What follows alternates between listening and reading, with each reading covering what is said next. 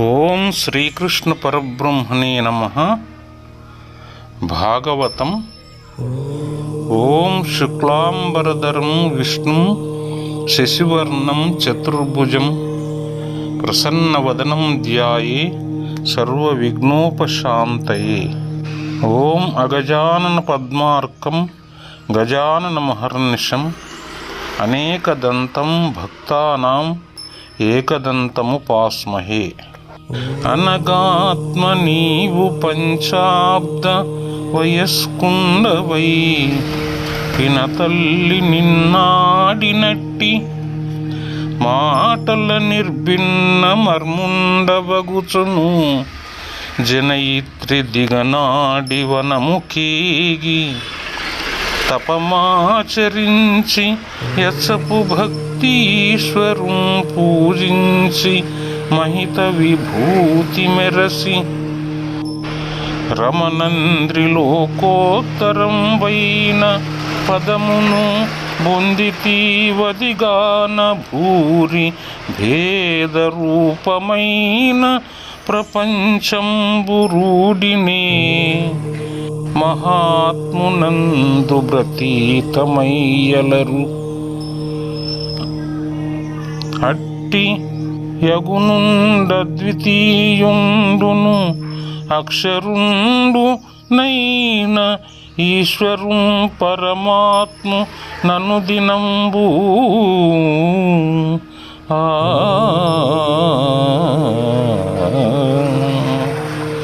పుణ్యాత్మ, నీవు 5 ఏళ్ల వయస్సులోనే పినతల్లి పలికిన మాటలకు మనస్సు విరిగి తల్లిని వదిలి అడవులకేగి తపం చేశావు.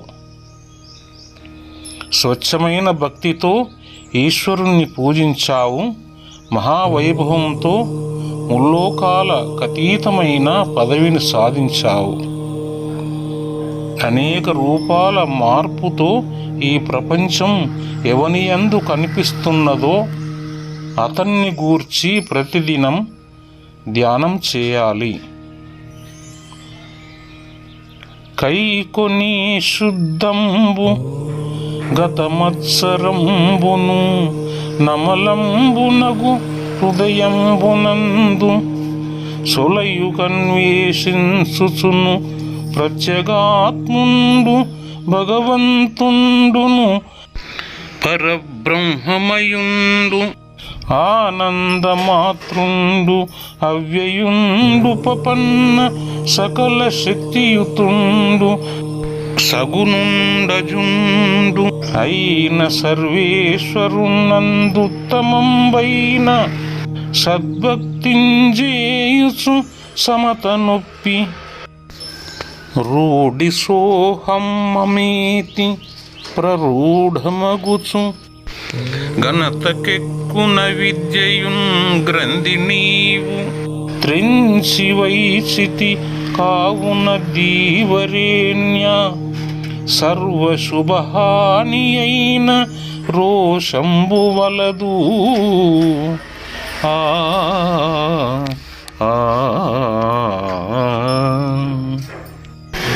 భగవంతుడు ప్రత్యేగాత్మ స్వరూపుడు,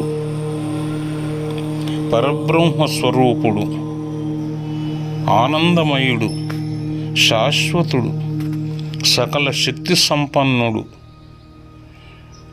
గుణసహితుడు, పుట్టుక లేనివాడు అయిన పరమేశ్వరుని యందు శ్రేష్టమైన భక్తి కలిగి ఉండాలి. సమభావంతో ఉంటూ అహంకార మమకార సహితమై వృద్ధి పొందిన అవిద్య అనే గ్రంథిని నీవు త్రెంచివేశావు. కాబట్టి బుద్ధిమంతుడా, మంగళాలను హరించే రోగం వద్దు. వినురోష హృదయు చేతను ననయము లోకము నశించు ఔషధములచే ఘనరోగములు నశించిన యనువున నదిర్గాన రోష మడుంపు మహాత్మా.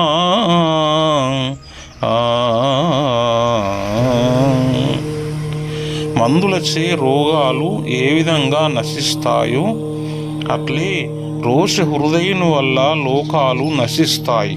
కాబట్టి రోషాన్ని పోగొట్టుకో. అనగా నీదు సహోదర హంతలనుచుం బెనచి ఈ పుణ్యజనుల జంపితి కడంగి పరంగనిదియే సదాశివ భ్రాతయైన అర్థ విభునకు నపరాధమయ్యగానా.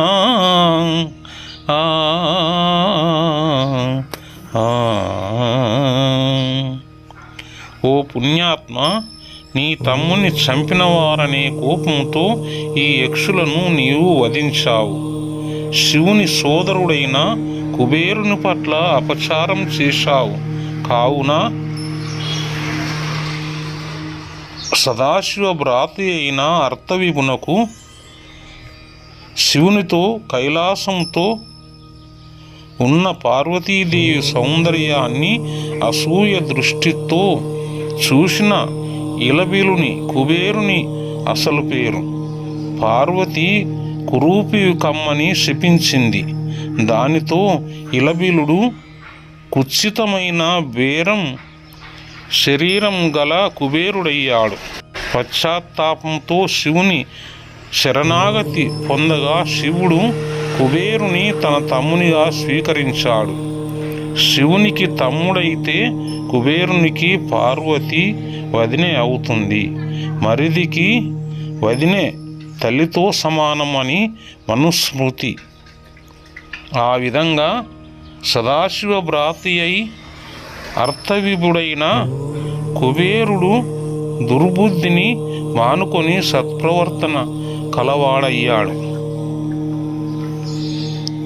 సతిసుతుల చేత నీ విపుడతనిన్ ప్రసన్నునింగంజేయుమని మనువు దయామతింజెప్పి ధ్రువునిచే సత్కృతుండై నయమొప్పంజనియే ఋషియుక్తుండై.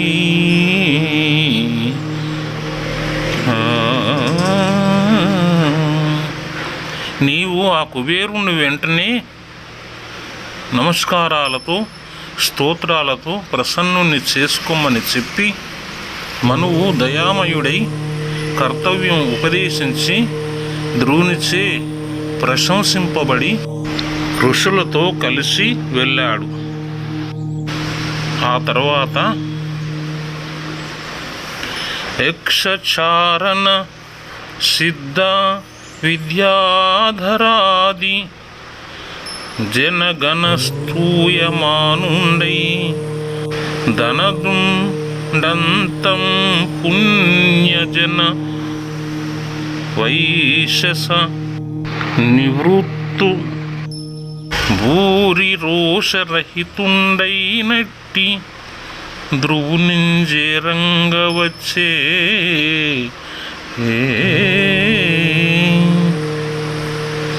యక్షులు, సిద్ధచారణులు, విద్యాధరులు మొదలైన వారిచే స్తుతింపబడుతూ కుబేరుడే ధ్రువుని వద్దకు బయలుదేరి వచ్చాడు. ధ్రువుడు గుహ్యకులను చంపడం మానివేశాడని, మహారోషాన్ని విడిచిపెట్టాడని సంతోషించి చూడటానికి వచ్చాడు.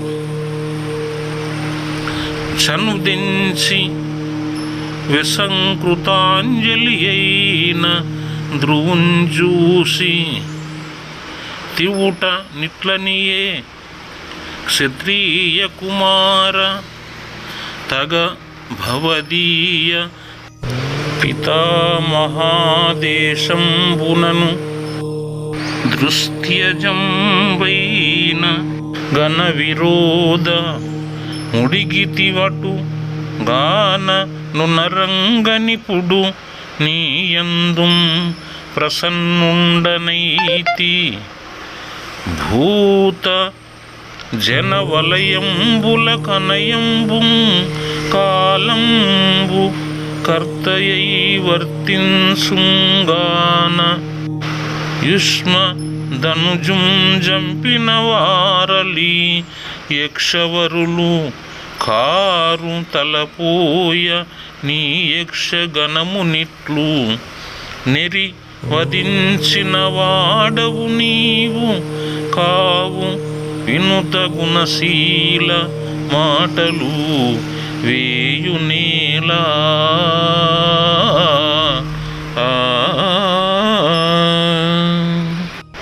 నమస్కరించి నిలబడ్డ ధ్రువుణ్ణి చూసి ముచ్చటపడి కుబేరుడిలా అన్నాడు, రాజకుమారా, ప్రబల విరోధాన్ని విడిచిపెట్టడం చాలా కష్టం. అయినా నీ తాతగారి ఉపదేశంతో నీవు దాన్ని విడిచిపెట్టావు. నేను నీ ఎడ అనుగ్రహపరుణ్ణి అయినాను. జీవుల పుట్టుకకు నాశనానికి కాలమే కర్త కానీ మరెవరు కారు.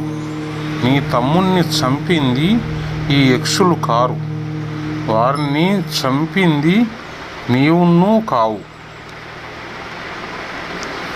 అదియునుగాక ఏ బుద్ధిని చేసి కర్మ సంబంధ దుఃఖాదికంబులు దేహాత్మానుసంధానంబునం చేసి సంభవించు.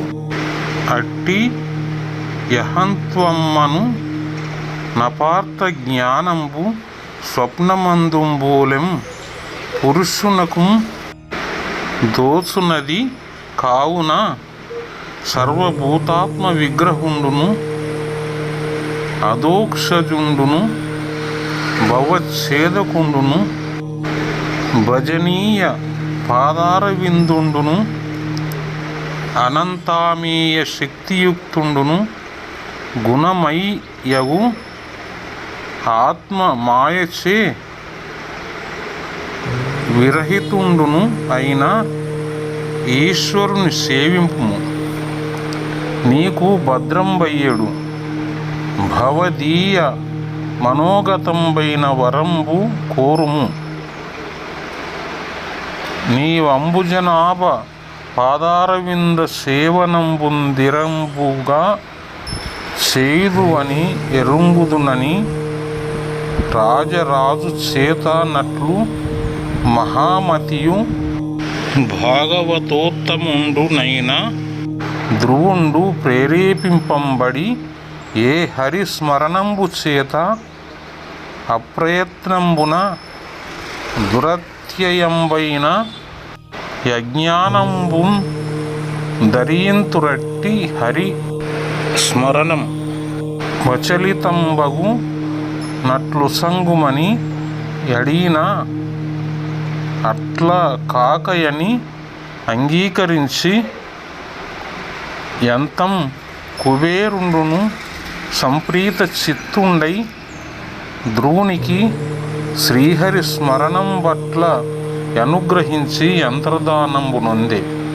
అంతా ధ్రువుండు యక్ష కిన్నర కింపురుష గణ సంస్తూయమాన వైభవుండగుసు ఆత్మీయ పురంబునకు మరలి చనుదించి దేహాభిమానం కారణంగా స్వప్నంలో వలె నేను నీవు అనే దేహబుద్ధి పురుషునికి అజ్ఞానం వల్ల కలుగుతుంది. దానివల్ల బంధం, దుఃఖం మొదలైనవి సంభవిస్తాయి. కాబట్టి అధోక్షజుడు సర్వభూత స్వరూపుడు సంసార బంధ విమోచకుడు అయిన భగవంతుణ్ణి సేవించు. ఆయన పాద పద్మాలు భజింపదగ్గవి. ఆయన త్రిగుణాత్మక మాయకు అతీతుడు. నీకు మేలు కలుగుతుంది. నీ మనస్సులోని కోరికను కోరుకో. నీవు శ్రీహరి పాదసేవను స్థిర బుద్ధితో చేస్తావు కాబట్టి వరాలు పొందడానికి అర్హుడవు. కుబేరుని ఆ ప్రోత్సాహ వాక్యాలు విని బుద్ధిమంతుడు భాగవతోత్తముడైన ధ్రువుడు ఏ హరిస్మరణం వల్ల దురంతం దుస్తరమైన అజ్ఞానాన్ని అవలీలగా తరింపగలుగుతామో ఆ శ్రీహరి స్మరణం నా మనస్సులో స్థిరంగా ఉండేటట్లు వరం ఇమ్మని అర్థించాడు. ధ్రువుడు కోరినట్లే కుబేరుడు అతనికి శ్రీహరి స్మరణను అనుగ్రహించి ప్రీతాత్ముడై అంతర్ధానం చెందాడు.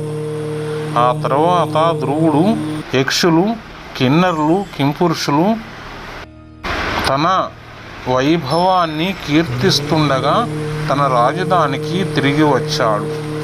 గనుతింపబూరి దక్షిణలచే గడునొప్పు యజ్ఞముల్ సేయ నైయజ్ఞ విభుండు ద్రవ్య క్రియా దేవతా ఫల రూప సత్కర్మ ఫల ప్రదాతయ్యొప్పు పురుషోత్తముని పూజించి మరియు సర్వోపాధి వర్జితుండుత్తముండు సర్వాత్మకుండునగు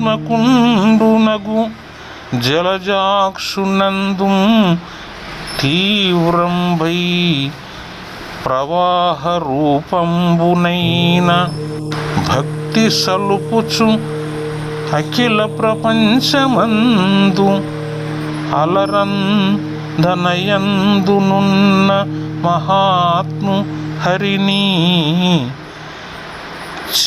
చిదానందమయుని లక్ష్మీవరం పరము నీశ్వరేశ్వరం బొడంగనే నిద్దచరిత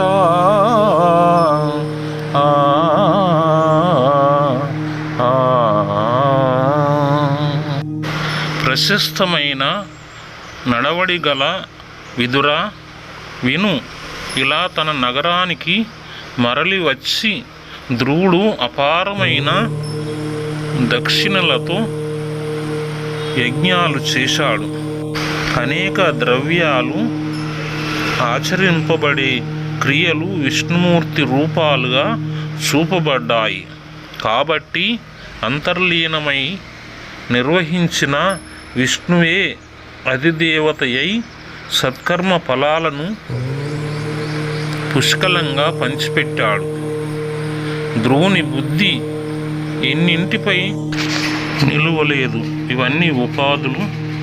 వానికతీతుడైన నారాయణునిపై తనకు గల భక్తి అఖండమై ప్రవాహరూపమై ప్రకాశించింది. ఈ విధంగా జడము చేతనము సమ్మిశ్రంగా ఉన్న సృష్టిలో ఆనందమయుడైన లక్ష్మీపతిని ఒక్కడినే చూస్తూ ధ్రువుడు జీవితాన్ని గడిపాడు. ఇట్లు సుశీల సంపన్నుడును బ్రహ్మణ్యుండును ధర్మసేతు రక్షకుండును దీనవత్సలుండును నై అవని పాలించు ధ్రువుండు తన్ను ప్రజలు తండ్రి అని తలంప నరువది 6,000 భోగంబుల చేతం పుణ్యక్షయంబును నభోగంబులైన యాగాదులచే బహుకాలంబు కనుక త్రివర్గ సాధనంబుగా రాజ్యంబు చేసి కొడుకునకు పట్టంబు గట్టి అచలితేంద్రియుండై యవిద్యారచిత స్వప్న గంధర్వ నగరోపమంబైన దేహాదికంబగు విశ్వంబు భగవన్మాయా రచితంబని యాత్మం దలంచుచు వెండియు. ఈ విధంగా సుశీల సంపన్నుడు పరబ్రహ్మపై నిష్టగలవాడు, ధర్మమనే వంతెనను రక్షించేవాడు, దీనులను కాపాడేవాడైన ధ్రువుడు తనను ప్రజలు తండ్రిగా భావిస్తుండగా 66,000 సంవత్సరములు రాజ్యం చేసి ఆ రాజ్యకాలంలో తన ఐశ్వర్యానుభవాల వల్ల పుణ్యక్షయాన్ని యాగాదులతో అశుభక్షయాన్ని సాధించాడు. ఎంతో కాలం ధర్మార్థ కామాలను సాధనాలుగా చేసుకొని కుమారునికి రాజ్య పట్టం కట్టాడు. ఇంద్రియ లౌక్యం లేనివాడయ్యాడు. అజ్ఞానంతో నిర్మితమైన కలలో చూసిన గంధర్వుల పట్టణంతో పోల్చదగిన శరీరాధికమగు భౌతిక లోకం భగవంతుని మాయచే సృష్టించబడిందని మనస్సులో భావించాడు. స్వస్తి.